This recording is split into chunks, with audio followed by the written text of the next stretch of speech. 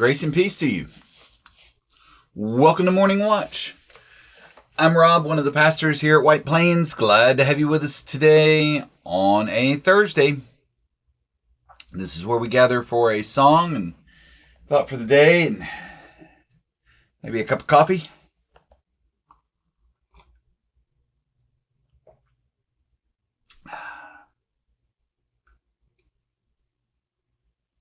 Maybe two cups of coffee.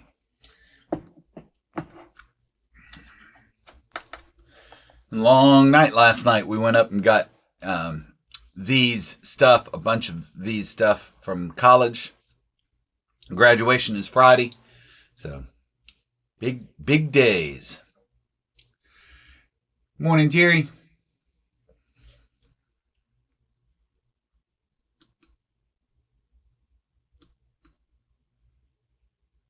Good morning, Kenna.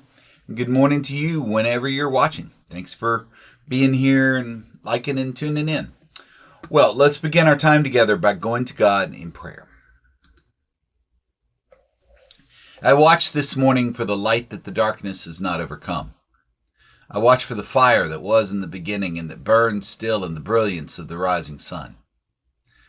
I watch for the glow of life that gleams in the growing earth and glistens in sea and sky.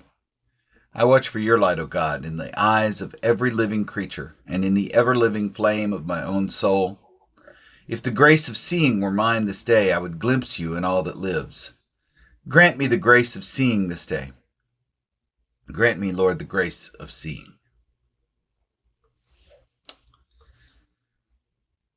Amen and amen.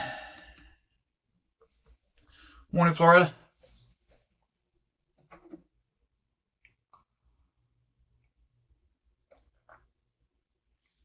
All right, here is a fun song to sing by Maria McKee. Am I the only one who's ever felt this way? I thought of it because we're reading these essays in the book, This I Believe. And, sometimes you can wonder, does anybody else, feel this way, right?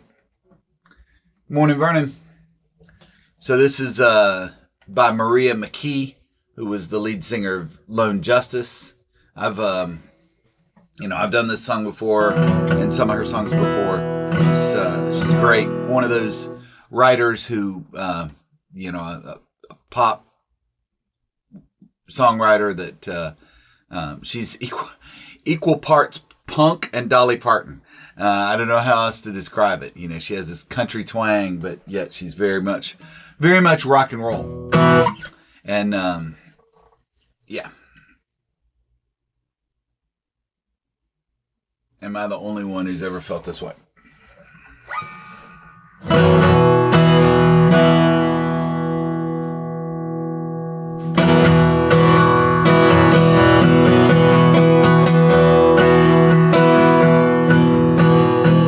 There is no good reason I should have to be so alone. And I'm smothered by this emptiness. Lord, I wish I was made of stone.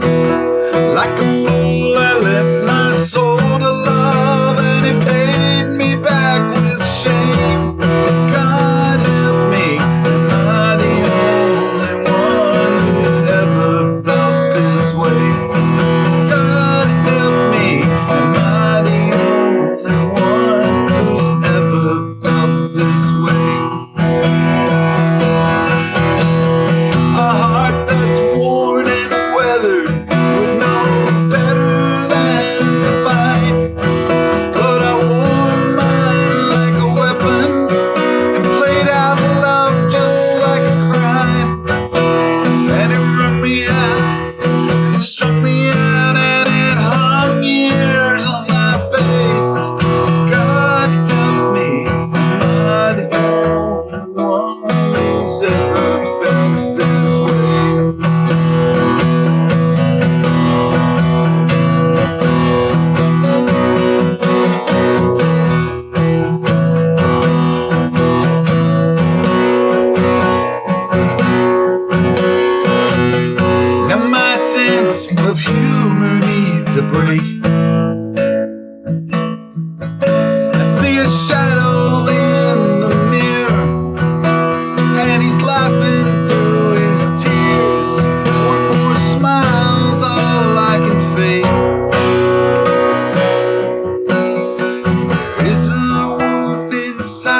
me, and it's bleeding like a flood.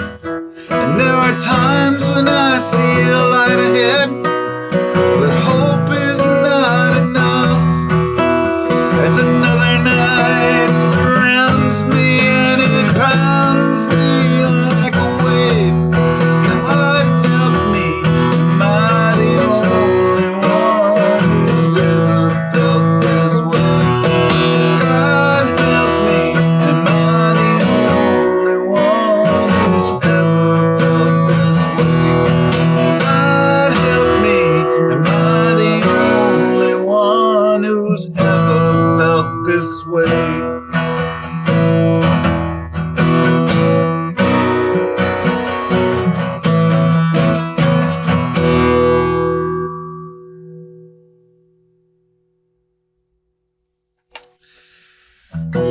There you go.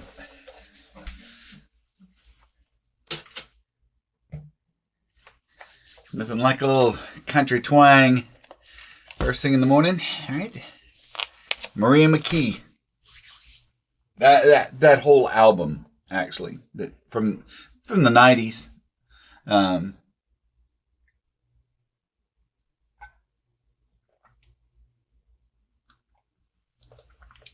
A lot of her stuff is well worth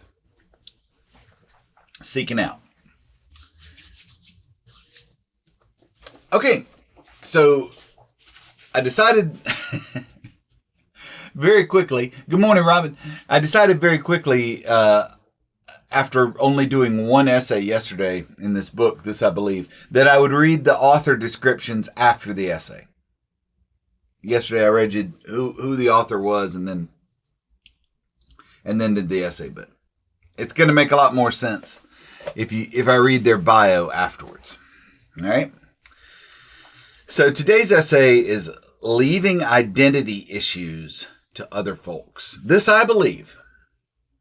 Leaving Identity Issues to Other Folks. And this was written by Phyllis Allen. Standing in the rain, waiting to go up the steps to the balcony of the Grand Theater. I gripped Mama's hand. I watched the little blonde kids enter the lobby downstairs. It was the 50s. I was colored. And this is what I believed. My place was in the balcony of the downtown theater, the back of the bus, the back steps of the White Dove Barbecue Emporium. And when I asked my mama why this was so, she smiled and she said, "Baby, people do what they do. What you got to do is be the best you can be." We got our first television in the 60s, and it brought into my living room the German Shepherds snapping at a young girl's heels. It showed children just like me going to school, passing through throngs of screaming, angry folks, chanting words I wasn't allowed to say. I could no longer be colored. We were Negroes now, marching in the streets for our freedom. At least, that's what the preacher said. I believed that, even though I was scared. I had to be brave and stand up for my rights. In the 70s, beat up jeans, hair like a nappy halo, and my clenched fist raised. I stood on the downtown street shouting. Angry young black men in sleek black leather jackets and berets had sent out a call from the distant shores of Oakland, California. No more nonviolence or standing on the front lines quietly while we were being beaten. Simple courtesies like please and thank you were over. It was official. Huey, H. Rapp, and Eldridge said so. I believed in being black and angry. By the 80s, fertility gods lined the walls and crammed the display cases of all my friends' houses. People who'd never been closer to Africa than a Tarzan movie were speaking broken Swahili. The 80s made us hyphenated, African American. Swaddled in elaborately woven costumes of flowing design, bright colors and rich gold, I was a pseudo-African who'd never seen Africa. It's your heritage, is what everybody said. Now I believed in the elusive promise of the motherland. In the 90s, I was a woman whose skin happened to be brown, chasing the American dream. Everybody said the dream culminated in stuff, and I believed in spending days shopping. Debt? Well, I didn't care about no stinking debt. It was the 90s. My 401k was in the mid six figures, and I believed in American Express. Then came the crash, and American Express didn't believe in me nearly as much as I believed in it. And now, it's a brand new millennium, and the bling bling video generation ain't about me. Everything changed when I turned 50. Along with the wrinkles, softened muscles, and weak eyesight came the confidence that allows me to stick to a very small list of beliefs. And I'll leave those identity issues to other folks. I believe I'm free to be whoever I choose to be. I believe in being a good friend, a good lover, and parent, so that I can have good friends, lovers, and children. I believe in being a woman, the best I can be, like my mama said.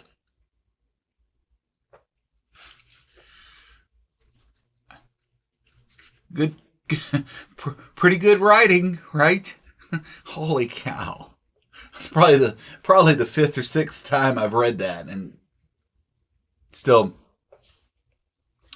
chokes me up a little bit. Phyllis Allen has sold Yellow Page advertising for 15 years. This was written in, now remember, this is early 2000s, when there was still such a thing as Yellow Page advertising, before it eventually moved online. I remember at White Plains buying Yellow Page advertising for online and phone books. I remember all that. Phyllis Allen sold Yellow Page advertising for 15 years.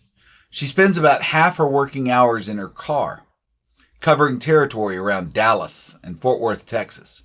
And she composed her essay in her car and practiced reading it aloud in the phone company's utility closet. When she retires, she hopes to pursue her first passion, which is writing. I'd say that's a pretty good idea. I hope Phyllis is writing even now, because that was great. Of course, the names that she referenced in the 70s, Huey, A-Trap, Eldridge Cleaver, Huey Newton, Black Panther leaders.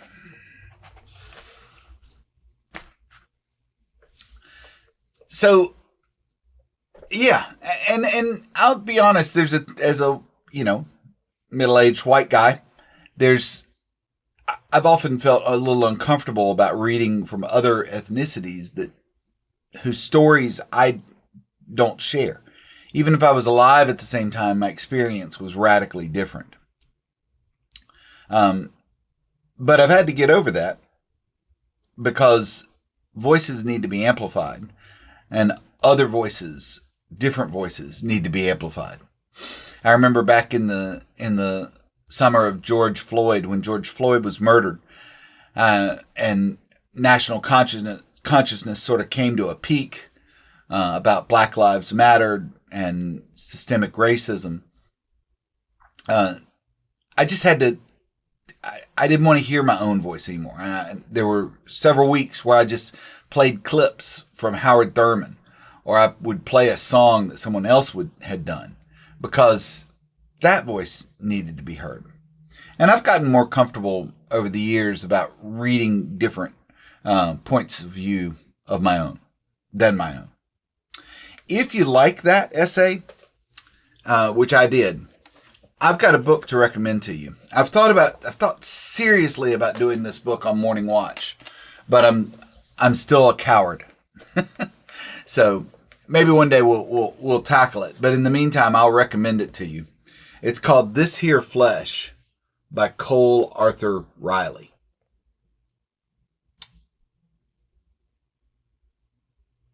Spirituality, liberation, and the stories that make us. And it's a whole book, much like Toni Morrison's The Bluest Eye, if you've ever read that. Of course, The Bluest Eye is one of those books that, like, you should read it. I can't really recommend it as a great experience, but yeah, worth reading. But much like that book or this essay, here's a woman writing about her identity as a minority, as an oppressed minority, struggling with the societal norms and what that does to you. Yeah, and I think it's helpful for everyone to understand that. It's helpful for everyone to understand that just because someone's story isn't maybe our own, that we are tied to each other and connected to each other. And to hear the voice of someone else who's got a lived experience that is different than yours is extremely valuable and helps develop empathy, compassion, all the things that we claim as followers of Jesus Christ. So, if that essay appealed to you, This Here Flesh by Cole Arthur Riley. All right. Thanks for being here, folks. Oh, yeah. Black Liturgies is great. Yes, I have Black Liturgies also. Yeah, that's a great resource. Yeah, I got, Robin, I got Black Liturgies first. And then, because collecting little books of liturgy is sort of what I do. But yeah, that's great. And, well, you'll like this one also. Yeah, Floretta, I know you've lived it more than any of us on here. Good morning, Emma. All right. Thanks for being here, folks. May you find peace and purpose in this day. I will look forward to being with you tomorrow for another Morning Watch.